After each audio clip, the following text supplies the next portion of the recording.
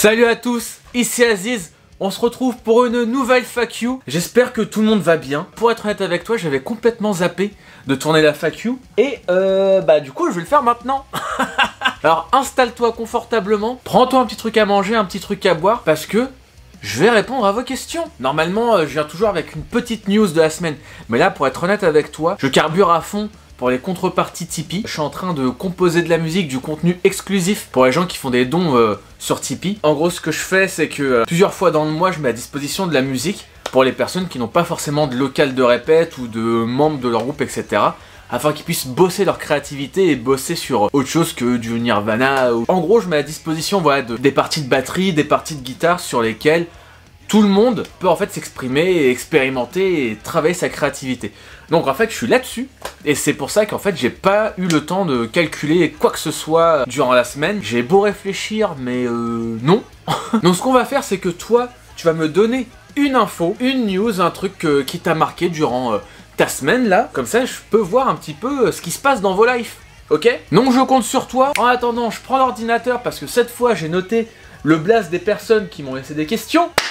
C'est parti! Alors ce qui est cool c'est que vous avez tous compris un petit peu le message de la semaine dernière où je disais de pas me demander ce que je pensais de ce groupe là ou de ce groupe là. Du coup j'ai eu énormément de questions, merci beaucoup. Il y a une certaine fidélité et j'apprécie énormément. Question de Christo Fanuo. Toi qui avais un groupe et qui se produisait sur scène, comment vis-tu la situation actuelle? Donc j'imagine que tu fais allusion à la situation sanitaire. Comment je vis le truc? Je le vis très mal, ok? Je le vis très mal, un petit peu comme tout le monde. Mais en attendant, je suis pas celui qui est le plus à plaindre parce que moi, mon travail n'est pas d'être dans le spectacle. Grosse pensée à toutes les personnes qui me regardent et je sais que vous êtes beaucoup. Je sais que toi, là, je sais que tu es régisseur. Je sais que tu travailles les lumières, que tu travailles le son. Donc, toi, qui es musicien, qui fait en sorte que la culture puisse vivre. Grosse pensée à toi, à tous mes potes qui font ça. Mais pour répondre à ta question, j'ai quand même eu la chance d'avoir eu du flair assez rapidement pendant le premier confinement et me dire là ça sent un peu du derche, faudrait peut-être que je me réinvente. Au départ j'avais l'impression d'être un fou, de partir à l'inconnu, etc. On va dire que l'énergie que je mettais dans un groupe, dans un projet ou dans ma carrière musicale, on va dire ça comme ça, et ben je le mets dans cette chaîne YouTube et je me rends compte qu'en fait je suis quand même quelqu'un de productif. Malgré tout, ça me permet de garder le cap. Alors du coup, j'essaye de poser la question de manière différente. Est-ce que j'aurais fait cette chaîne YouTube si il n'y avait pas eu la crise sanitaire? Et ben, je pense que s'il n'y avait pas eu ça, je serais encore, je pense, avec Disconnected à essayer de gratter des dates, à essayer de monter une tournée, etc., de faire vivre le projet. Et j'aurais pas fait cette chaîne YouTube qui m'apporte beaucoup plus en même pas un an qu'en 6 ans. Donc voilà, j'essaye quand même de voir le positif. Mais si ça te tenait qu'à moi, bon bah, on referait des concerts. Grosse pensée au groupe qui font en sorte de se réinventer et de garder le cap et de garder une certaine récurrence dans leurs publications, etc. Franchement, gros respect à vous. Parce que je sais ce que c'est, quand on a un groupe, c'est pas facile, surtout la situation dans laquelle on est actuellement. Donc voilà, j'espère avoir apporté une réponse plutôt constructive. Bah du coup, on passe à la question suivante. Alors je sais pas si on dit Kazé Brandle ou Kazé Brandle. Enfin bref, en tout cas, ce qu'il me dit c'est: est-ce que tu suis Maxime, Maxwell et Metallica sur YouTube? Une future collaboration peut-être? Eh ben, pour répondre à ta question, oui, je les suis. C'est même eux qui m'ont donné envie de me lancer dans cette aventure-là. Notamment Maxwell, parce qu'on a des amis en commun. Alors, on se connaît pas personnellement, je connais pas du tout. Il y a des très bons potes à lui qui sont des très bons potes à moi. D'ailleurs, en parlant de Maxwell, il a sorti là sa vidéo FAQ des 10 ans sur YouTube. Je l'ai regardé en 2 parties. C'était vachement inspirant. Du coup, Maxwell, si tu passes par là, gros big up à toi, gros merci, parce que j'avais l'impression que tu me parlais à moi personnellement et que tu me mettais en garde sur pas mal de trucs. Donc c'est cool, je sais pas si c'est Maxime ou Max Waimi, je sais plus. Moi j'adore, je sais qu'il y a pas mal de gens qui aiment pas sa façon d'être, etc. parce qu'il est très brut de décoffrage. Mais en fait moi je trouve ça marrant, je sais pas s'il joue un perso ou s'il est vraiment comme ça dans la vie. J'aurais bien voulu être dans la classe de Max Waimi, ou de Maxime, ouais, Max Waimi. Ouais, son contenu il est hyper quali. Je sais qu'il est fan de Maiden et fan de prog. Donc je sais que ça pourrait clasher par rapport à ça. Parce qu'en plus il aime pas le trash et que moi j'aime le trash. Mais ouais non c'est cool, j'aime bien son contenu. Et Metallica, si je me trompe pas, il s'appelle Hubert. Corrigez-moi dans les commentaires si je me trompe. Pour moi c'est au départ la référence. Ils faisaient des reports, des vrais focus sur des groupes. Pendant pas mal de temps on m'a dit que je faisais du Metallica Wish.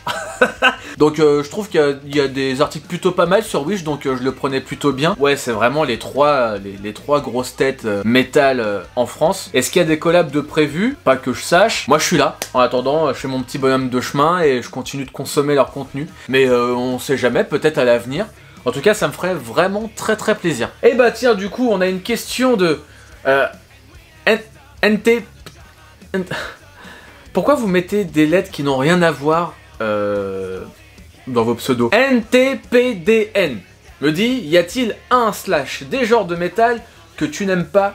Si oui, pourquoi? Il y en a plusieurs. Il y en a que je n'aime pas et il y en a que je n'aime plus. J'aime bien me moquer sur les gens qui écoutent du heavy metal, mais j'en ai écouté. J'aime bien taper sur les gens qui sont fans de Maiden, parce que j'ai une théorie sur les fans de Maiden qui, depuis que je fais des vidéos YouTube, se confirme dans mon espace commentaire. J'ai aimé Maiden, ok? Bah, on s'est séparés, voilà, on a cassé, on a fait un break, ok? Avec Maiden. Tout le métal qui est un petit peu... symphonique, orchestral, ouais, les trucs un petit peu qui partent dans les fantaisies, etc. C'est pas vraiment mon truc. Ça l'était pendant un temps, mais clairement ça me parle plus. Par exemple, voilà, un groupe comme Children of Bodom. On va dire que je ne connais pas, que ça fait pas partie de ma culture musicale, et que aujourd'hui on me propose d'écouter Children of Bodom, et ben je ne vais pas aimer. Encore, je dis n'importe quoi parce que il y a tellement des morceaux de quali que je pense que j'y trouve vraiment compte. En fait, c'est ça le truc, c'est que quand c'est dans le cliché, quand c'est tout dans le paraître, quand c'est tout dans le visuel, ça me gave. J'aime bien quand les mecs sont authentiques, quand il y a pas trop d'artifice vestimentaire. Dixit, le mec qui est fan de Slipknot. Ouais, tout ce qui est symphonie, prog, mais trop prog. Bah, par exemple, Periphery, c'est du prog. Bon, j'aime bien Periphery. Tool, c'est du prog, mais j'aime bien Tool. Il y en a qui trouvent que Meshuggah, c'est du prog, bah j'aime bien Meshuggah. Il y a vraiment un type de son, etc. que j'aime pas. Genre un truc que genre je peux pas blairer, mais que j'écoutais à une certaine époque, c'est les groupes genre comme Korpiklani. Ceux qui consomment leur bière là dans des cornes de vache. J'aime pas, ok? Ça me parle pas, je me sens pas... Bon, ça me laisse totalement indifférent. Voilà. La question suivante. Alors là, c'est pas une question, c'est un challenge que j'ai reçu de Charlie Drums qui me dit: Yo mec, est-ce que tu pourrais faire une vidéo où t'apprendrais la batterie? Merde. donc là, potentiellement, je devrais dire go, parce que j'aime bien le challenge. Je pense que si c'est un instrument pour pauvres, la batterie, j'en aurais fait. Tu sais quoi? Ok, ce qu'on va faire... Attends, je suis en train de réfléchir pendant que je parle. Ce qu'on va faire... J'accepte le challenge, mais du coup, je vais vous demander de me mettre dans l'espace commentaire des morceaux un peu faciles à apprendre à la batterie. Moi, je sais pas, je vais essayer d'apprendre un morceau en 1 mois. S'il y a des batteurs qui me regardent, quels sont les premiers morceaux que vous avez appris? Et je vous vois venir, ceux qui me disent j'ai appris du Death et du Flesh God Apocalypse. Je vous crois pas. Je compte sur vous. Mettez-moi des noms de morceaux faciles à apprendre à la batterie. Je vais essayer d'en apprendre un. Je dis pas quand, je dis pas comment, mais je vais faire tout mon possible pour essayer de rentrer un morceau à la drums. Ok, maintenant que j'ai dit ça, faut que j'assume totalement. Du coup, on va passer vite à la question suivante avant que vous restiez dessus. Ok, alors là, il y a une question plutôt intéressante, vu qu'on parlait de batterie. Donc la question vient de Alex Massebio. C'est marrant comme nom. Massebio. Ok. Salut Aziz. Un truc que j'admire dans tes vidéos de compo, c'est ta capacité à t'imaginer la batterie. Je manque cruellement de sensibilité face à cet instrument, mais j'aimerais pouvoir l'imaginer tel que tu arrives à le faire. As-tu des conseils, des exercices ou je ne sais quoi pour améliorer cet aspect? Merci, Métal de l'enfer. Alors, bah écoute, merci. Je relis juste vite fait sur de me remettre le truc dans la tête. As-tu des conseils, des exercices ou je ne sais quoi pour améliorer cet aspect? Moi, il s'avère que la batterie, comme j'ai dit tout à l'heure, c'est un instrument qui m'a toujours intéressé parce que je voulais en faire. Bah, j'ai toujours été curieux. Il s'avère que j'ai un très bon copain, un frérot de toujours, qui s'appelle Lucas. Un jour, vous allez le voir dans mes vidéos, c'est possible. Avec qui je joue depuis longtemps. Moi, la MAO, j'en pratique depuis un petit moment. Donc, tout ce qui est vélocité, etc. À force de voir Lucas jouer et avoir composé des parties de batterie avec lui à côté, qui me drive, par exemple, un roulement de caisse claire, on met pas la même force sur tous les coups. Je pense que le meilleur conseil que je pourrais te donner, c'est d'avoir un copain batteur ou... quelqu'un qui connaît un petit peu la batterie, qui peut t'aiguiller sur comment l'instrument sonne au naturel. Le truc un petit peu bizarre, c'est que quand tu fais une batterie programmée, tu veux qu'elle sonne naturelle, et quand tu as une batterie naturelle, tu veux qu'elle sonne programmée. Donc c'est un petit peu le paradoxe. Donc s'intéresser à l'instrument, si l'instrument te fait rien, bon bah tu vas pas en tirer grand chose, donc peut-être t'intéresser un peu plus à cet instrument qui est franchement génial. Après, le piège, c'est d'en faire trop. Voilà, par exemple, moi, quand je crée des patterns de batterie, tu vois, par exemple, un truc tout bête, c'est que je m'imagine moi à la batterie en fait, je me dis je vais pas faire des parce que je ne sais pas les faire. Je me dis, moi avec mon niveau de batterie, de air batterie dans ma tête, qu'est-ce que je suis capable de faire quoi. Par exemple, tout cam, katum tum, cam, tum cam, katum tum, kaka. Bah par exemple des trucs comme ça. En fait clairement j'ai pas de conseils à te donner à part d'être un petit peu curieux, essayer de visualiser.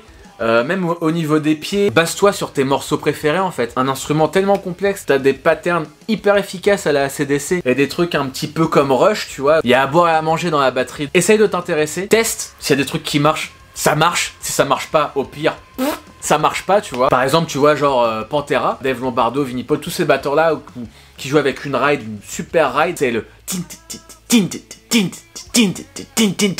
ce genre de truc là, c'est vachement dans les petits détails de vélocité qui vont faire que ta batterie va sonner comme si c'était un vrai gars qui jouait. Et voilà quoi, c'est à peu près tout ce que je peux te conseiller pour de la drum. Bah, j'espère avoir répondu à ta question parce que là, tu m'as pris au dépourvu. D'ailleurs, en parlant de MAO, moi je vais retourner sur l'ordi pour continuer ce que j'ai à faire pour ceux qui ont contribué au Tipeee. Donc merci à tous d'avoir posé vos questions. J'en garde quelques-unes sous le coude pour la semaine prochaine. Et voilà quoi, donc je le rappelle, si vous voulez soutenir la chaîne et mon travail, abonnez-vous. Lâchez un petit pouce bleu, ça fait toujours plaisir. Un petit commentaire, qu'on puisse un peu plus faire connaissance. Et maintenant il y a le Tipeee. Il y a aussi le Discord où j'échange de manière un peu plus récurrente. Donc n'hésitez pas à rejoindre. Tout est dans la description. Maintenant c'est à vous de jouer. Donc les amis, on va s'arrêter là. Et je vous dis à très vite pour encore plus de métal. Yeah!